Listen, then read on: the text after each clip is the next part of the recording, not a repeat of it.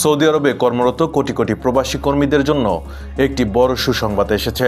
দেশটির সরকার প্রথমবারের মতো বিদেশিদের জন্য একটি স্বেচ্ছাসেবী পেনশন ও সঞ্চয় কর্মসূচি চালু করতে যাচ্ছে, যা তাদের আর্থিক ভবিষ্যৎকে আরও সুরক্ষিত করবে বলে আশা করা হচ্ছে।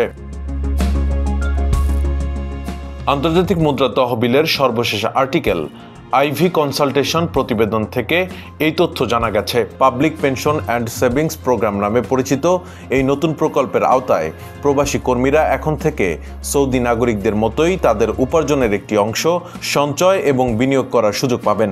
এই উদ্যোগটি প্রবাসীদের ব্যক্তিগত সঞ্চয় বাড়ানোর পাশাপাশি সৌদি আরবের অভ্যন্তরীণ আর্থিক ব্যবস্থাকে আরও শক্তিশালী করবে বলে মনে করা হচ্ছে।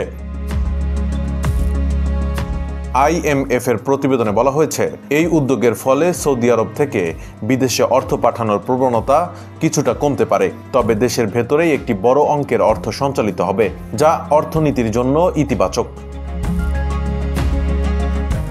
সৌদি আরবের অর্থ মন্ত্রণালয়ের তথ্য অনুযায়ী গত বছর বিদেশি শ্রমিকরা দেশে 144.2 বিলিয়ন সৌদি রিয়াল পাঠিয়েছেন। নতুন এই কর্মসূচি সেই আর্থিক প্রবাহকে দেশের ভেতরেই ধরে রাখতে সহায়তা করবে।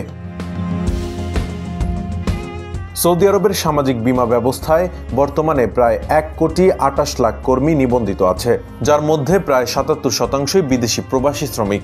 এই বিপুল সংখ্যক কর্মীর জন্য পেনশন কর্মসূচি চালু হওয়া একটি যুগান্তকারী পদক্ষেপ। বাংলাদেশি প্রবাসীরাও এই উদ্যোগকে স্বাগত জানিয়েছেন। তারা বলছেন, এটি একদিকে তাদের ভবিষ্যৎ সুরক্ষা নিশ্চিত করবে, অন্যদিকে নিজ দেশে রেমিটেন্স প্রবাহকেও স্থিতিশীল রাখবে।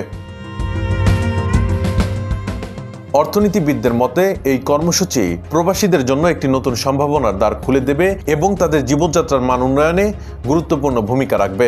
এটি সৌদি আরবের অর্থনৈতিক স্থিতিশীলতা বাড়াতেও সহায়ক হবে।